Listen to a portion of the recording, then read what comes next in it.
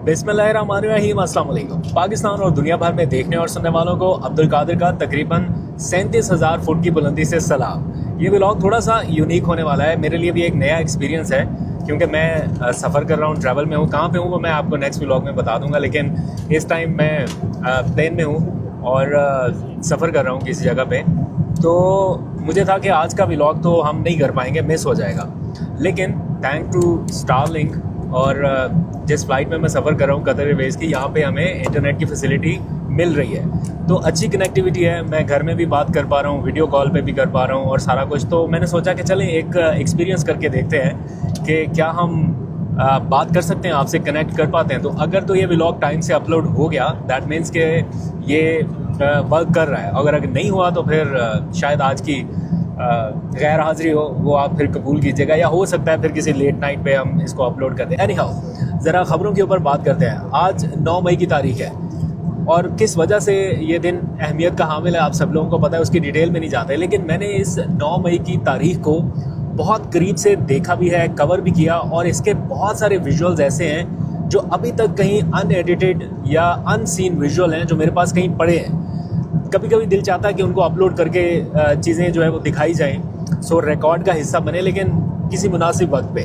तो चूँकि इमरान खान की गिरफ्तारी से लेके फिर उनकी रिहाई तक और फिर एहतजाज से लेके फिर एक्शन तक जो कुछ भी हुआ वो मैंने बराह रास्त सारा कुछ कवर किया। इस्लामाबाद हाई कोर्ट में उस टाइम मैं मौजूद था जब ये सारी एक्टिविटीज़ देख रहा था कि अब कुछ होने वाला है। अब पता चल रहा था ये जो 9 मई का पूरा एक सिनेरियो हुआ ये अचानक नहीं हुआ, उसके पीछे कई इवेंट्स थे और उस दिन पता चल रहा था, अंदाज़ा भी हो रहा था और दिख रहा था सामने कि ये होने जा रहा है। एनी हाउ, बहुत सारे पीटीआई के लोग हैं या बहुत सारे सियासतदान हैं या बहुत सारे पॉलिटिकल वर्कर्स हैं जो ये कहीं ना कहीं चाहते होंगे कि काश ये 9 मई का जो दिन है ये उनकी सियासी तारीख से डिलीट हो जाए या पक्का पक्का ख़त्म हो जाए। ये होना ही नहीं चाहिए पाकिस्तान की सियासी तारीख में। बहरहाल एक ऐसा उसके बाद सिलसिला शुरू हुआ जो अभी तक थम नहीं रहा, और उसके कॉन्सिक्वेंसेस हम हर आने वाले दिन के साथ फील करते हैं, महसूस करते हैं। जिसका 9 मई से नहीं भी ताल्लुक़ है या जिसका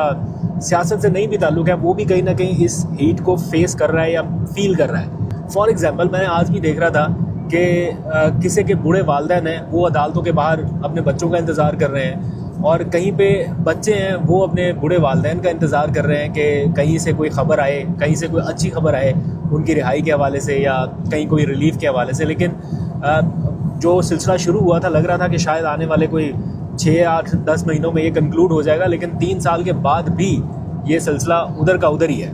आज मैं देख रहा था कि पूरी पीटीआई की लीडरशिप जो है ये इसके ऊपर बयानात दे रहे हैं, एक के बाद एक। जो छोड़ गए हैं वो अलग बयानात दे रहे हैं, उनका दुख अलग है कि हमें इन मुकदमात का भी सामना करना पड़ा, पार्टी से बरतरफी अलग हुई और फिर वर्कर्स की बातें अलग सुनना पड़ी, तो उनका दुख अलग है। फॉर एग्जांपल असद उमर साहब, उनका अगर आप आज ट्वीट उठा के देखें, उन्होंने शुरू से लेकर एंड तक सारा लिखा कि इसका एंड रिज़ल्ट निकला क्या है।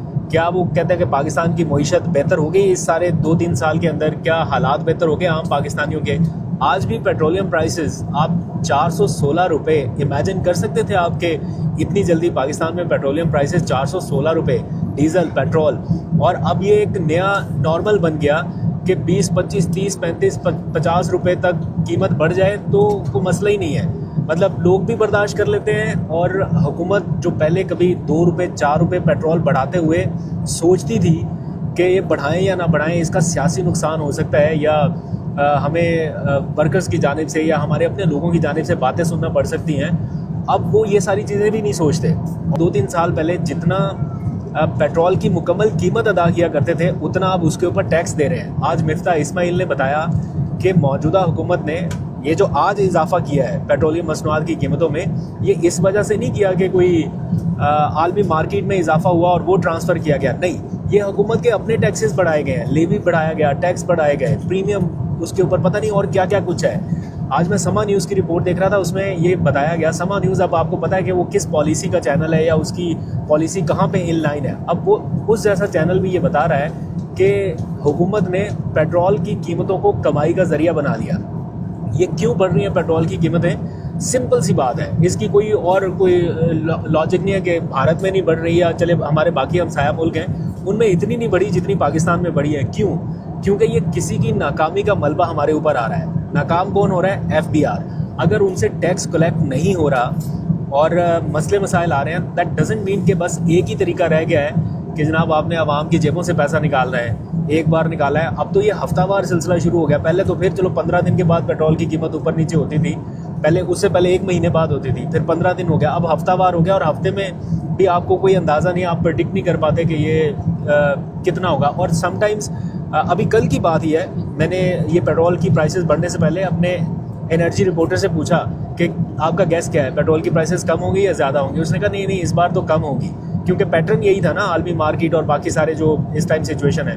और फिर यहाँ पर देखें कि कम होने की बजाय पेट्रोलियम कीमतें बढ़ गई। और जो इस हुकूमत के सख्त तरीन हामी है, नाकिद नहीं हामी है, अब उनकी भी बस हो गया। वो भी कह रहे हैं कि ये क्या कर रहे हैं और क्यों कर रहे हैं, पेट्रोल की कीमतें कम करें, ये टैक्सेस कम करें जो इतने बढ़ाए हैं। 33% तक, 33% तक आप सिर्फ पेट्रोल की फ़ी लीटर कीमत पर टैक्स दे रहे हैं हुकूमत को। असल कीमत तो जो बनती है वो अलग, लेकिन आप 33% तक सिर्फ टैक्स दे रहे हैं। अभी तो IMF ने हमें वो फंड्स भी अप्रूव कर दिए, अभी उनका जो फॉल आउट है वो भी हम पे आना है। अगर IMF कुछ कर्ज दे रहा है हमें, तो वो अपनी कंडीशन तो लगाएगा ही लगाएगा। एक तो आप उसके लिए प्रिपेयर रहिए, और फिर जो बजट आने वाला है उसमें जो आपके साथ होना है, हमारे साथ जो होना है, उसके लिए मेंटली आपको तैयार रहना पड़ेगा, क्योंकि इस बार जो बजट होगा वो आसान नहीं होगा। IMF की कंडीशंस, पेट्रोल प्राइसेस, फिर जो कुछ भी इस टाइम महंगाई का एक तूफान आने वाला है, उसके लिए सबको तैयार रहना पड़ेगा। या तो तैयार रहें, या फिर आपको फैसला करना पड़ेगा कि आपको आवाज़ उठानी पड़ेगी।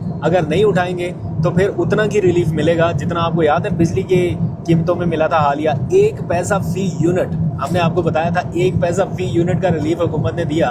कहाँ 1 पैसा फ़ी यूनिट, और कहाँ पे पेट्रोल की प्राइसेस 415 रुपये फ़ी लीटर। ज़रा सियासी सूरत हाल में बात करते हैं। अडियाला जेल में क्या होने जा रहा है आइंदा चंद दिनों में, उसके ऊपर सोच विचार जारी है, क्योंकि सबने कहा कि अडियाला का शोडाउन इस बार बड़ा तगड़ा होना चाहिए। सारे MPA, सारे ओहदेदारान और सारे लॉयर्स, इन सबको वहाँ पे इकट्ठा होना है। अब सोच विचार ये जारी है कि क्या हम वहाँ पर असम्बली का इजलास बुलाएं, खैबर पख्तूनख्वा असम्बली का, या फिर सिर्फ अपनी अटेंडेंस लगाएं, जाके वहाँ पे बैठ जाएं, हाज़िरी लगाएं, और शाम को जैसे ही सारे लोग वापस जाते हैं वैसे ही चले जाएं। अलीमा खान का ये मुतालबा है कि जो असम्बली का इजलास आपने इमरान खान क्रिकेट स्टेडियम में किया, लगभग वैसे ही आप यहाँ पे कर दें। अरकान असम्बली को बुलाएं और यहाँ पर अपनी अवामी असम्बली लगाएं। ये कई बार कह चुके हैं कि अवामी असम्बली लगानी है। असद कैसर वगैरह भी कह चुके हैं कि कौमी असम्बली की जो कार्रवाई है उसमें कहते थे कि हम अपनी असम्बली ऐवान के बाहर लगाएंगे। तो एक मौका है, सूबाई असम्बली के लोग आ रहे हैं, MNAs भी चले जाएँ, दोनों पार्लियामेंट के और सूबाई असम्बली के दोनों के मेम्बरान बैठ के अपनी अपनी असम्बलियाँ लगा लें। और दूसरा, साथ में इनके वकला ने अपना इजलास बुला लिया है। अब जो भी सिचुएशन इस टाइम पैदा हो रही है, इमरान खान के वकला को अपनी स्ट्रेटजी बदलनी पड़ेगी, उसके अलावा कोई ऑप्शन नहीं है। अगर आप इसी स्ट्रेटजी के साथ जाएंगे तो इमरान खान की सज़ाओं के ऊपर स्टैम्प जो है वो लोअर कोर्ट से लेके, हायर कोर्ट से लेके, सुप्रीम कोर्ट से लेके आईनी अदालत तक सबके ऊपर स्टैम्प लगती जाएगी। तो इसलिए कोर्स ऑफ एक्शन तब्दील करना पड़ेगा इमरान खान के वकला को। अब अभी इस टाइम जो रेस लगी हुई है कि इमरान खान की मरकज़ी अपील सुन के अलकादर ट्रस्ट केस में मामला जो है वो निपटा दिया जाए या आईनी अदालत की जानिब भेज दिया जाए। अगर ये मामला आईनी अदालत की तरफ एक बार चला गया, आप इमेजिन करें कि उसके बाद इमरान खान कितने टाइम के लिए स्टक हो सकते हैं, क्योंकि आईनी अदालत इज़ द लास्ट ऑप्शन।